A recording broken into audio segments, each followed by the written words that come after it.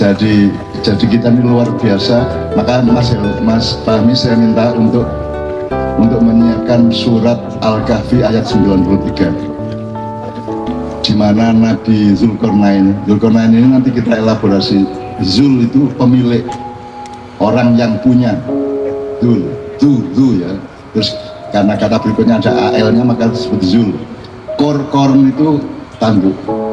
Kornain berarti dua tanduk. Jadi orang yang punya dua tanduk, artinya orang yang punya komprehensi ekspektasi. Jadi orang nggak hanya ngerti politik dok, ngerti juga ekonomi, sukul, ngerti juga kebudayaan, ngerti juga kemanusiaan dan sebagainya. Jadi Dzulkarnain itu ketemu dengan suatu masyarakat yang selama berabad-abad itu disiksa, dihancurkan,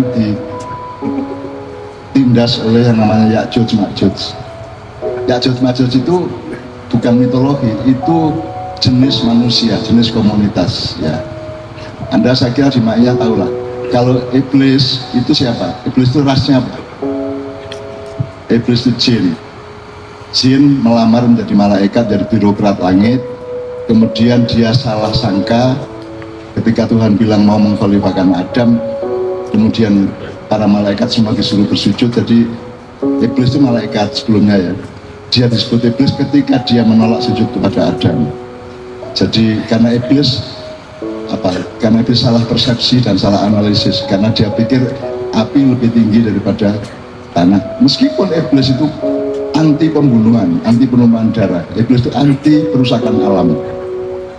Baca Quran kan dia membantah Tuhan, ya wahai Tuhan, kenapa engkau melimpahkan kekhalifahan ini kepada Adam, kepada manusia yang kerjanya adalah merusak bumi dan menumpahkan darah. Artinya dia secara aspiratif dia tidak setuju kepada perusakan alam dan penumpahan darah, peperangan dan seterusnya itu ya. Itu tidak menolong iblis untuk kemudian dikutuk oleh Tuhan sampai hari kiamat, karena dia tidak mau sujud kepada Adam. Itu juga karena dia salah paham. Jadi kita hati-hati salah persepsi ya. Makanya ranjau ini, salah satu ranjau terbesar kita adalah salah paham, gagal paham, salah persepsi, salah asumsi, salah identifikasi gitu ya.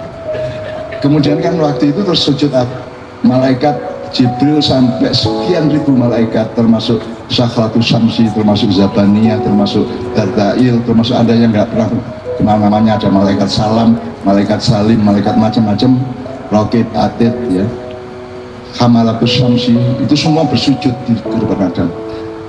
Iblis nggak mau sujud. Saya tanya sama Jibril, Mas Jibril, sampean kok sujud kali malaikat Joyo, wong iblis mboten purun. Iblis nggak mau sujud kok sampean semua sujud yang lainnya. Terus Jibril ketawa. Lah iblis ki sok tahu pripun Mas Jibril. Sujud itu tidak sama dengan menyembah. Dia bilang, bersujud itu tidak selalu menyembah.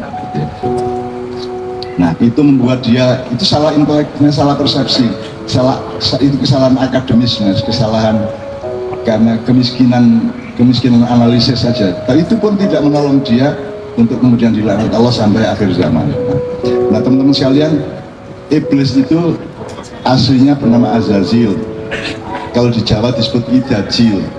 Kalau Jawa kuno namanya Semoro Bumi. Saya pernah bikin drama mengenai Semoro Bumi itu ya. Tapi itu tidak penting banget. Nah, jadi sebenarnya yang bisa bertugas sebagai malaikat itu bukan makhluk tetapi fungsionaris. Jelas ya? Ya. Tidak usah berbantah, pokoknya kira-kira menurut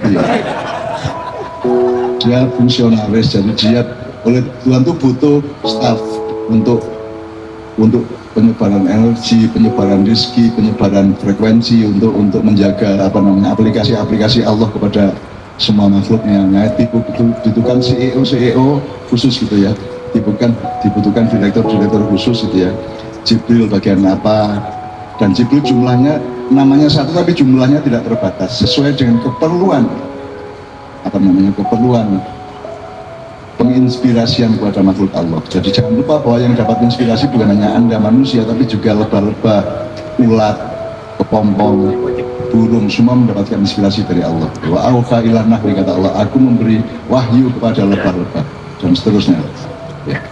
Nah, sekarang berarti ada pelamar-pelamar untuk jadi malaikat dari kalangan manusia gitu ya. Jadi kalau Anda tahu kan di Islam itu ada beberapa figur yang tidak dipedulikan oleh siapapun sekarang gitu. Tapi kan ada malaikat, ada iblis.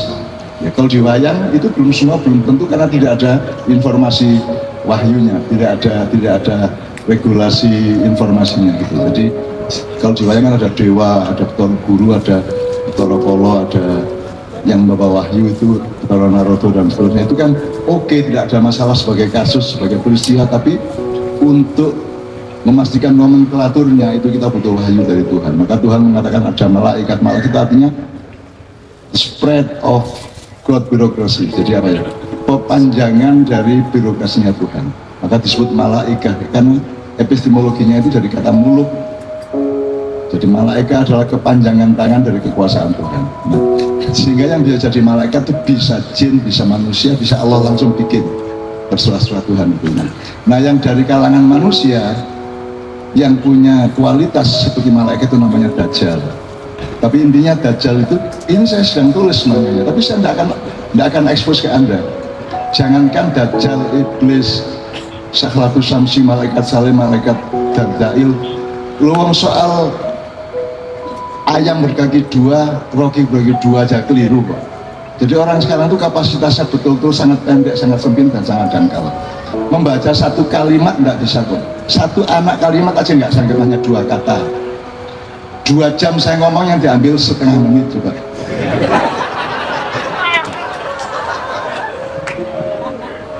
Betul. Jadi saya tidak mau lagi, kecuali jamaah maknya yang disiplin untuk mencintai saya. Makanya saya ingin Anda bergembira sebelum mulai itu saya ajak Anda bergembira.